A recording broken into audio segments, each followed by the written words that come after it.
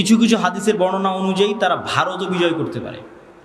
মানুষের মাথায় একটা চিত্র আগে থেকে ঢুকে আছে যে দাজ্জাল যখন বের হবে পৃথিবীতে তখন পুরো পৃথিবী দাজ্জালের কন্ট্রোলে থাকবে। এটা ভুল কথা। দাজ্জাল যখন বের হবে তখন পুরো পৃথিবী মুসলমানদের কন্ট্রোলে থাকবে, মানে মুসলমানরা বিজয় করে শেষ করে দিবে, সব বিজয় করে ফেলবে। মসজিদে আকসা বিজয়, ইস্তাম্বুল বিজয়, খ্রিস্টানরা তো পরাজিতই হয়ে যাবে, ইতালির রাজধানী রোম বিজয়, ভারত বিজয়, পুরো পৃথিবীতে মুসলমানদের জয় জয়কার থাকবে। হাদিস থেকে আমি যতটুকু চিন্তা ভাবনা করে দেখেছি এটাই বেশি খাপ খায়, এটাই বেশি মিলে, যে দাজ্জাল বের হওয়ার পূর্বে ইমাম মাহদি আসার আগেই অথবা ইমাম মাহদির সাথী অথবা ইমাম মাহদি সহ যেটাই বলেন, দাজ্জাল এবং ঈসা ইসলাম আসার পূর্বে পৃথিবী মুসলমানদের, মসজিদে আকসা মুসলমানদের, তুরস্ক মুসলমানদের, ইতালি পুরো ইউরোপ মুসলমানদের, ভারত মুসলমানদের, সবই মুসলমানদের। মুসলমানদের বিজয় যখন সর্বোচ্চ স্তরে এবং দাজ্জালের কোনো ষড়যন্ত্র যখন আর কাজে দিচ্ছে না, দাজ্জালের পক্ষ হয়ে পৃথিবীতে কাজ করবে এরকম কোনো বড় শক্তি আর পৃথিবীতে নাই, এবার নিজেই দাজ্জাল বের হয়ে আসবে। কেননা যারা দাজ্জালের পক্ষ নিয়ে কাজ করতে তারা সব বিপদে পড়ে গেছে, কেননা বিজয় মুসলমানদের হয়ে গেছে। তো ইহুদিরাও এক মাসিহের অপেক্ষা করতেছে, বিপদ থেকে, বিপদে পড়লে বিপদ থেকে বাঁচায় যে সে মাসিহ, মাসিহ দাজ্জাল। খ্রিস্টানেরাও ঈসা মাসিহ, বিপদে পড়লে বিপদ থেকে বাঁচায় যে সেই মাসিহ ঈসা আলাইহিস সালাম বিপদ থেকে বাঁচাবে। খ্রিস্টানেরাও বিশ্বাস করে ঈসা আলাইহিস সালাম আবার আসবে, কিন্তু তারা এটা জানে না যে ঈসা আলাইহিস সালাম মারা যায়নি, জীবিত আছে। আমরা জানি ঈসা আলাইহিস সালাম মারা যাননি, জীবিত আছে, আর তারা মনে করে মরে গেছে, কিন্তু পুনর্জন্ম হয়ে পুনরায় ঈসা আলাইহিস সালাম পৃথিবীতে আসবে তাদেরকে বাঁচানোর জন্য, খ্রিস্টানদের বাঁচানোর জন্য। তাহলে সারা পৃথিবীর সবাই শেষ জামানার একজন বিশাল মাসিহের অপেক্ষায়। এবং আধুনিক এখনকার বিশ্বের যতগুলো নিউজ চ্যানেল রিপোর্ট, সবগুলোতেই বর্তমান যে যুদ্ধ চলতেছে এই যুদ্ধ নিয়েও এই আলোচনাগুলো আমাদের দেশে নয়, এই অঞ্চলে নয়, ইউরোপ এবং আমেরিকায় আলোচিত হচ্ছে। যারা বিশ্ব শাসন করে তাদের কাছে, তাদের ভাষায় দাজ্জাল হচ্ছে অ্যান্টি ক্রাইস্ট ইংরেজিতে, আর জেসাস ঈসা আলাইহিস সালাতু ওয়াস সালাম উনি আসবেন। অ্যান্টি ক্রাইস্ট না আসলে জেসাস আসবে না। অ্যান্টি ক্রাইস্ট মানে দাজ্জাল।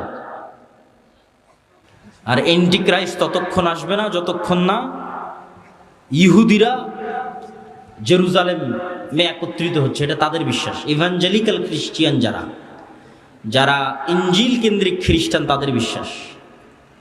তো ফলত তাদেরও ঈসা আলাইহিস সালামকে নিয়ে আসতে হবে, ইহুদিদেরও একজন মাসিহ লাগবে। ফলত সবাই সেইটারকে সামনে নিয়ে কাজ করতেছে, যে ওইটা যত দ্রুত ঘটানো যাবে তত দ্রুত মনে করতেছে আমাদের বিজয়। কিন্তু সবার কামনা অনুযায়ী তো কাজ হবে না, সবার চাওয়া অনুযায়ী কাজ হবে না। কেননা সবাই ভুল বুঝবে, ভ্রান্তিতে পা দিবে। কি কি ভ্রান্তিতে পা দিবে বলি? ইহুদিদের আসল মাসিহা যিনি, আসল মাসিহ যিনি, তিনি তো চলেই এসেছেন, কিন্তু তারা তো গ্রহণ করেন। ইহুদিদের প্রকৃত মাসিহ তো ছিল মুহাম্মদ সাল্লাল্লাহু আলাইহি ওয়াসাল্লাম নিজেই। মুহাম্মদ সাল্লাল্লাহু আলাইহি ওয়াসাল্লামের অপেক্ষায় তারা মদিনায় গিয়ে বসে থাকতো, অনেক আগে গিয়ে বসেছিল, ইমান তো আনেনি। তো এরা তো মাসিহকে চিনতে পারেনি। ঈসা আলাইহিস সালাম তো মাসিহ চিনতে পারেনি, ইমান আনেনি, ঈসা আলাইহিস সালামকে হত্যা করার চেষ্টা করেছে, নিকৃষ্ট। তো এই জন্য এদের সঠিক মাসিহ এরা পাবে না, এরা দাজ্জালকেই মনে করবে আমাদের মাসিহ, কিন্তু দাজ্জাল তো হবে ভ্রান্ত। এই জন্য দাজ্জালের অনুসারী কারা হবে? ইহুদিরা। রাসূল সাল্লাল্লাহু আলাইহি ওয়াসাল্লাম বলছেন, ইয়াতবাউ দাজ্জাল ৭০ আলফা ইহুদ মিন আসবাহান। ইরানের ইস্পাহান শহরের ৭০,০০০ ইহুদি দাজ্জালের অনুসারী হবে। তাহলে ইহুদিরা দাজ্জালকে মাসিহ মনে করে দাজ্জালের অনুসারী হবে, কিন্তু দাজ্জাল তো পরাজিত হবে। কিন্তু প্রথম প্রথম যখন দাজ্জাল আসবে তখন তো সব ক্ষমতা দাজ্জালের হাতে, ফলত যে কেউ পথভ্রষ্ট হয়ে যাবে। তো এই অংশের সামারিটা করি। এই অংশের সামারি হচ্ছে দাজ্জাল এবং ঈসা আলাইহিস সালাম আসার পূর্বে মুসলমানেরা পৃথিবী বিজয় করবে এবং ইহুদি এবং খ্রিস্টানেরা বিপদে পড়বে। যেহেতু ইহুদি এবং খ্রিস্টানেরা বিপদে পড়বে, বিশেষ করে ইহুদিরা, তো এখন ইহুদিদের বাঁচানোর জন্য দাজ্জাল বের হবে। এবং যেহেতু দাজ্জালের পক্ষে কাজ করার মতো আর পৃথিবীতে কেউ অবশিষ্ট নাই, এই জন্য এবার দাজ্জাল নিজেই বের হবে। দাজ্জাল যখন নিজেই বের হবে তখন এক নিমিষে, এক সেকেন্ডে সকল ক্ষমতা দাজ্জালের কাছে চলে যাবে। মুসলমানেরা হতভম্ব, হতবিহ্বল হয়ে যাবে। আকাশও বৃষ্টি বর্ষণ করে না, জমিনও ফসল উৎপাদন করে না, দুর্ভিক্ষই নিয়তি ঈমান নিয়ে বাঁচার জন্য। তথা সেই সফল যে বলবে আমি মরতে প্রস্তুত কিন্তু ঈমান বিক্রি করতে প্রস্তুত নই। সেই সফল যার একটা টাকার প্রতি অবৈধ লোভ নাই, অবৈধ একটা টাকার প্রতি ন্যূনতম লোভ নাই। আপনি নিজেই নিজের আত্মা এবং নাফসকে চেক করেন যে আপনার একটা টাকার প্রতি যদি, অবৈধ টাকার প্রতি যদি ন্যূনতম লোভ থাকে, আপনি দাজ্জালের ফিতনা থেকে বাঁচতে পারবেন না। পরকালে যার বিশ্বাস সর্বোচ্চ পর্যায়ে, পরকালে যার বিশ্বাস সর্বোচ্চ লেভেলে, ও দাজ্জালের ফিতনা থেকে বাঁচতে পারবে। আসহাবুল উখদুদ ওয়াস সামাই যাতিল বুরুজ ওয়াল ইয়াউমিল মাউউদ ওয়া শাহিদু ওয়া মাশহুদ কুতিলা আসহাবুল উখদুদ। ওদের বলা হলো হয় ঈমান না হয় সামনে আগুন, ঝাঁপিয়ে পড়ো। তো ওরা বলল আমরা আগুনেই ঝাঁপিয়ে পড়ব। তো ওরা আগুনে কেমনে ঝাঁপিয়ে পড়বে এটা ছাড়া সম্ভব নয় ঝাঁপিয়ে পড়া, যদি ওই আগুনে জান্নাত না দেখে। আর নিজের বাড়িতে যে এসি রুম আছে ওখানে জাহান্নামের আগুন জ্বলতেছে। তো ওরা এটা বিশ্বাস করে যে আমি যদি আমার এসি রুমে ফিরে যাই ঈমান পরিত্যাগ করে, তাহলে ওই এসিরা বাতাস নয়, এটা জাহান্নামের আগুন। আর যদি সামনের আগুনে ঢুকে যায় তাহলে এটা আগুন নয়, এটা জান্নাত। তো এই সেম ঘটনা তো দাজ্জালের সময় হবে। দাজ্জালের জান্নাতে যে ঢুকবে ও ঢুকে গেল জাহান্নামে, আর দাজ্জালের জাহান্নামে যে ঢুকবে ও ঢুকে গেল জান্নাতে। তাহলে পরকালের উপর ইয়াকিন না থাকলে তো আপনি দাজ্জালের ফিতনা থেকে বাঁচতে পারবেন না। তাহলে এবার দাজ্জালের আবির্ভাবের পর সারা পৃথিবীর সব মুমিন মুসলমান বিপদে, কোনো খাবার নাই, অসহায়, কিচ্ছু না। এবার বিপদগ্রস্ত মুমিন মুসলমানদের বাঁচানোর জন্য আসবে ঈসা আলাইহিস সালাম। এই হলো প্রেক্ষাপট। তাহলে শুরুতে বিপদে ইহুদি খ্রিস্টানেরা, বাঁচাতে আসবে দাজ্জাল। সব ক্ষমতা তখন দাজ্জালের কাছে। বিপদে এবার মুসলমানেরা। কোন মুসলমানেরা? যারা সব দেশ বিজয় করে শেষ করে দিয়েছে। তুরস্ক বিজয় করেছে, মসজিদে আকসা, ভারত, তারপরে ইতালি, সব বিজয় শেষ করে দিয়েছে। ওরা এখন চরম বিপদে। এবার ওদেরকে বাঁচানোর জন্য আসবে ঈসা আলাইহিস সালাম। ঈসা আলাইহিস সালামও এমন অলৌকিক ক্ষমতা নিয়ে আসবেন যে তার নিঃশ্বাস যতদূর পর্যন্ত যাবে, নিঃশ্বাসে কাফের মারা যাবে। আল্লাহু আকবার, আল্লাহু আকবার। নিঃশ্বাসের স্পর্শে কাফের মারা যাবে, রাসূল সাল্লাল্লাহু আলাইহি ওয়াসাল্লাম বলছেন। আর ঈসা আলাইহিস সালামের অলৌকিকত্ব এত টপ লেভেলের হবে যে দাজ্জালকে আলাদা করে হত্যা করা লাগবে না। দাজ্জাল যদি শুধু দেখে ঈসা আলাইহিস সালামের দিকে, ইয়াজুবু কামা ইয়াজুবুল মা, পানিতে লবণ দিলে যেভাবে গলে যায় সেভাবে গলে যাবে, ছেড়ে দিলে গলেই মারা যাবে। কিন্তু ঈসা আলাইহিস সালাম ছাড়বেন না, নিজে হাতে হত্যা করবেন। যেখানে হত্যা করবেন ওটাও ইসরায়েলের সীমানার মধ্যে। ইসরায়েলের বর্তমান রাজধানী তেল আবিব থেকে অতি নিকটে বাবে লুদ নামক জায়গায় দাজ্জালকে ঈসা আলাইহিস সালাম হত্যা করবেন। তো যেই ঈসা আলাইহিস সালাম এবং যেই মুমিন মুজাহিদেরা পৃথিবীর সবচেয়ে বড় ফিতনা দাজ্জালকে হত্যা করলো, তাদেরকে এবার আল্লাহ বলবে তোমরা তো এত বড় ফিতনা মোকাবেলা করলা, এখন আমার এমন একদল বান্দা বের হবে, ইয়াখরুজু ইবাদি লা ইয়াদানি লি আহাদিন, কারো পক্ষে সম্ভব নয় যে আমার ওই বান্দাদের মোকাবেলা করে।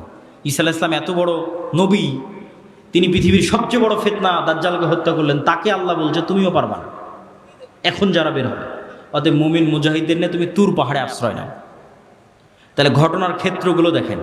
তুরস্ক এবং সিরিয়ার সীমান্তবর্তী অঞ্চল, সিরিয়ার রাজধানী দামেস্ক, মসজিদে আকসা, বাবে লুদ যেখানে দাজ্জালকে হত্যা করা হলো, তুর পাহাড়, এই এরিয়াগুলোতেই ঘটনাগুলো ঘটতেছে। শেষ সময়ের ঘটনা এখানেই ঘটবে, শামে ঘটবে। তো তুর পাহাড়ে আশ্রয় নেওয়ার পর কারা বের হবে? ইয়াজুজ আর মাজুজ। ইয়াজুজ মাজুজের সংখ্যা কত বেশি? একটা সহিহ হাদিস বলবো আর একটা জয়ীফ হাদিস। সহিহ হাদিসে রাসূলুল্লাহ সাল্লাল্লাহু আলাইহি ওয়াসাল্লাম বললেন যে আদম আলাইহিস সালামের পিঠ থেকে আল্লাহ মানুষকে বের করলেন, আদমের সকল সন্তানকে বের করে বলা হচ্ছে প্রতি 1000-এ একজন জান্নাতে, 999 জন জাহান্নামে। এই হাদিস রাসূল সাল্লাল্লাহু আলাইহি ওয়াসাল্লাম সাহাবীদের শোনাচ্ছে। তো প্রতি 1000-এ 999 জন জাহান্নামে, এটা শুনে সাহাবীদের মাথা নষ্ট, যে তাহলে তো আমরা সবাই জাহান্নামে। আদম সন্তানের 1000-এর 999 জন যদি জাহান্নামে যায় প্রতি 1000-এ, তাহলে তো আমরা সবাই জাহান্নামে। তখন মুহাম্মদ সাল্লাল্লাহু আলাইহি ওয়াসাল্লাম সাহাবীদের বলতেছে, হতাশ হয়েও না, এই 999 জনের বেশিরভাগই ইয়াজুজ মাজুজ। এই 999 জনের বেশিরভাগই ইয়াজুজ মাজুজ। তো কতজন জাহান্নামে যাবে ইয়াজুজ মাজুজের বাইরে স্বাভাবিক মানুষের মধ্যে থেকে, এটা তো আমরা জানি না। তো এই জন্য নির্ধারিত করে বলা মুশকিল, কিন্তু এতটুকু অন্তত বোঝা যায়, আইডিয়া করা যায় যে আদম আলাইহিস সালাম থেকে নিয়ে কিয়ামত পর্যন্ত যত মানুষ আসবে তাদের কয়েক শত গুণ হচ্ছে ইয়াজুজ মাজুজ। এই হাদিস থেকে অন্তত এতটুকু বোঝা যায় যে আদম থেকে নিয়ে কিয়ামত পর্যন্ত যত মানুষ আমরা হব, এত মানুষের কয়েক শতগুণ হচ্ছে ইয়াজুজ মাজুজ। আর জয়ীফ হাদিসটা কি? জয়ীফ হাদিসটা হচ্ছে যে ইয়াজুজ মাজুজের এক প্রজন্ম তার জীবদ্দশায় 1000 প্রজন্মকে দেখে। বুঝেন, আমরা মানুষ জীবদ্দশায় সর্বোচ্চ 2টা প্রজন্ম দেখি অথবা 3টা প্রজন্ম। আমি, আমার বাপ, আমার দাদা, আমার দাদা তার ছেলেকে দেখেছে, তার ছেলে আব্দুল্লাহকে দেখেছে, তাহলে 2 প্রজন্ম দেখেছে, দেখতেই দুনিয়া থেকে শেষ। তো ইয়াজুজ মাজুজের এক প্রজন্ম তাদের জীবদ্দশায় 1000 প্রজন্মকে দেখে। তাহলে কিভাবে তাদের জন্ম বৃদ্ধির হার এবং কিভাবে তাদের বৃদ্ধির হার, এটা সব উলদে আদমের সন্তান। তো এরা পৃথিবীতে বের হয়ে সব পানি ফসল আদি যা আছে সব খেয়ে শেষ করবে,